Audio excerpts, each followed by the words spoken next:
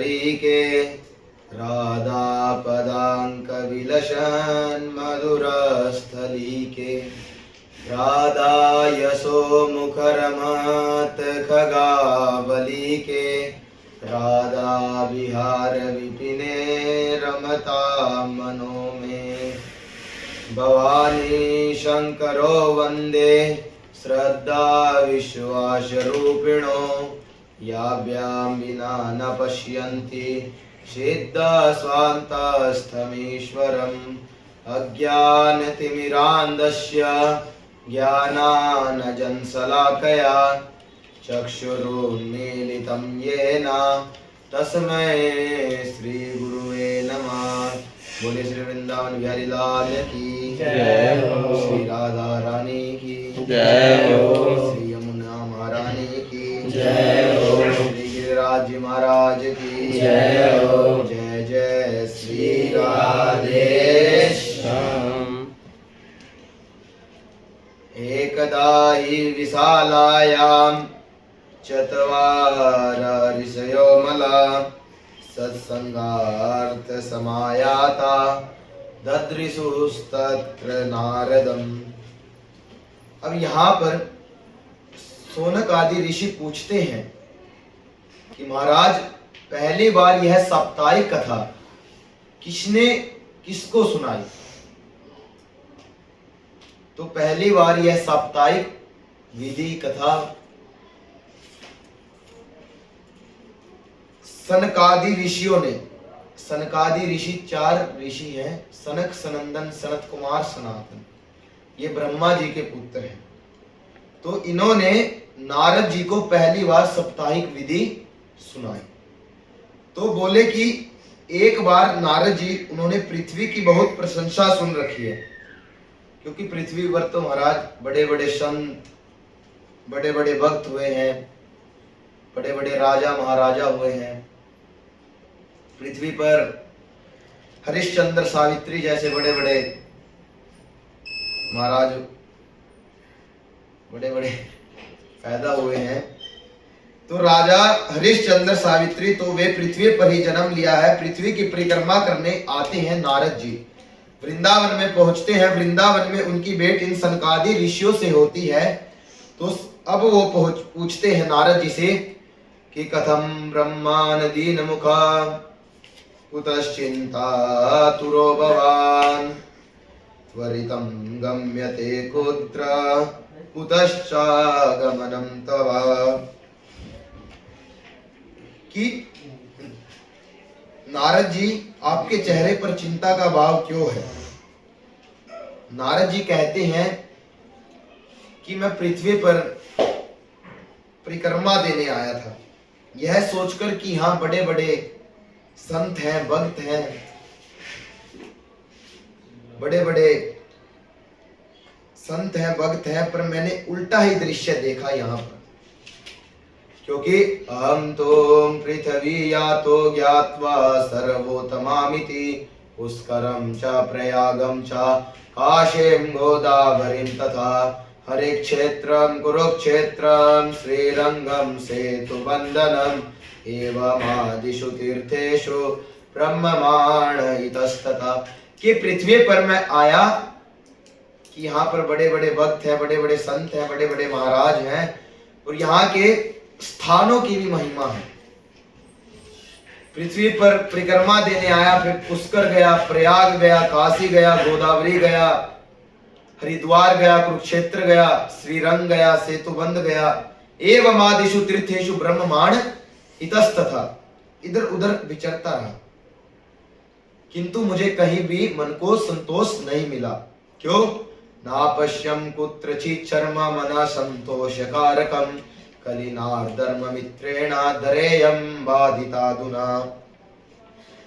कि पृथ्वी पर सब दृश्य उल्टा देखा, घर घर में कलह हो रहे हैं, सत्यम नासति तपा शोचम दया दानम न विद्यते उदरम वरिणो जीवाभ्राका कुटवासिना मंदासु मंदमतयो मंदभाग्ययुपद्रुता पाखंड निरता शंतो विरक्ता परिग्रह।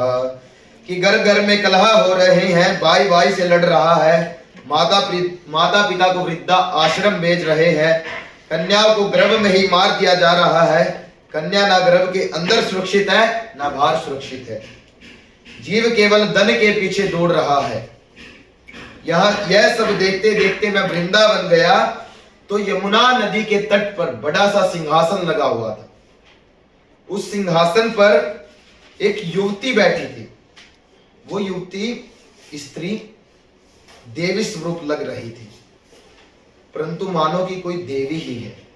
तो उसके पास नीचे दो वृद्ध पुरुष हैं, अचेतन अवस्था में ऊंची ऊंची श्वास ले रहे हैं, मानो कि अंतिम श्वास ले रहे हैं, परंतु सब खड़े खड़े उनको देख रहे हैं। उनकी मदद करने कोई नहीं जा रहा, क्योंकि सब जानते हैं नारद जी तो ब्रह्मचर्य का पालन करते थे और ब्रह्मचारी आदमी स्त्रियों के समीप नहीं जाते। तो यह सब देखते हुए नारद जी वहां से, यह सब दृश्य देखते हुए नारद जी वहां से वापस लौटने लगे। तो उस युवती ने आवाज दी कि भोगो साधो क्षणम तिष्ठा मचिंतामपि नाशया दर्शनम तव लोकस्य सर्वथा गहरम परम। कि अजी महात्मा जी क्षण भर ठहर जाइए और मेरी चिंता को भी नष्ट कर दीजिए। आपका दर्शन तो संसार के सभी पापों को सर्वथा नष्ट कर देने वाला है। आपके वचनों से मेरे दुख की भी बहुत कुछ शांति हो जाएगी।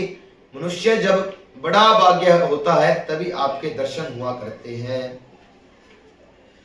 तो नारद जी कहते हैं, उनके पास जाते हैं तो पूछते हैं कि आप कौन हो। तो युवती बोलती है, अहम भक्ति रीति ख्याता इमो में तनयो मतो ज्ञान वैराग्य नामानो काल योगे न जर्जरो। यहाँ से भक्ति महारानी की कथा प्रारंभ हो जाती है। तो युवती कहती है, अहम भक्ति रीति ख्याता इमो ते तनयो मतो, कि मेरा नाम भक्ति है, ज्ञान वैराग्य नामानो काल योगेन जर्जरो, ये ज्ञान और वैराग्य नामक मेरे पुत्र हैं। समय के फेर से ही ये ऐसे जर्जर हो गए हैं। ये देवियां, गंगा जी आदि नदियां हैं, ये सब मेरी सेवा करने के लिए आई है। इस प्रकार साक्षात देवियों के द्वारा सेवित होने पर मुझे सुख शांति नहीं है।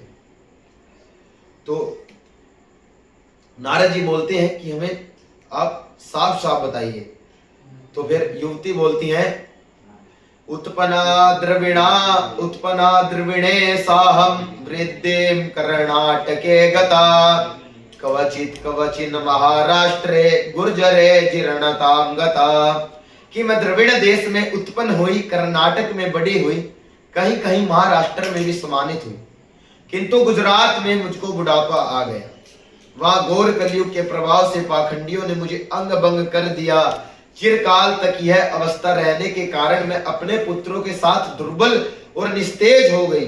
और जब मैं वृंदावन आई तो पुनः सुंदरी हो गई, स्वरूपवती हो गई, नवयुवती हो गई। वृंदावनम पुनः प्राप्य नवीने स्वरूपिणी जाता हम युवती सम्यक प्रेष्ठ रूपा तु सांप्रतम। वृंदावन आई तो मैं परम सुंदरी हो गई, स्वरूपवती हो गई, नवयुवती हो गई। तो परंतु मेरे दोनों पुत्र अभी भी वृद्ध है। तो अब मैं यहां से भी जाना चाहती हूं। तो फिर नारद जी कहते हैं कि हे महात्मन, आप कुछ समय रुक जाइए। हे देवी, आप कुछ समय रुक जाइए, क्योंकि कलयुग ने सब धर्म कर्म ज्ञान वैराग्य सब जर्जर कर दिए हैं।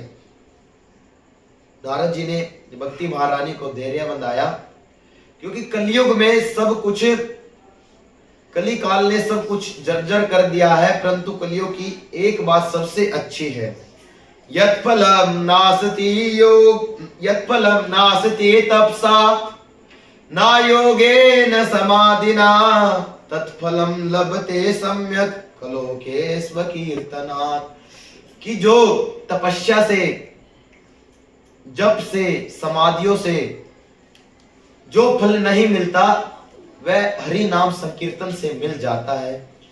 तो यह सुनकर, यह बात सुनकर भक्ति महारानी खुश हुई और नारद जी को नमस्कार करके बोली कि जयति जगति माया यस्य कायादवस्ते वचन रचनमेकं केवलं चाकल्या ध्रुवपदमपि यातो यत्कृपातो ध्रुवोऽयं सकलकुशलपात्रं ब्रह्मपुत्रं नतास्मि।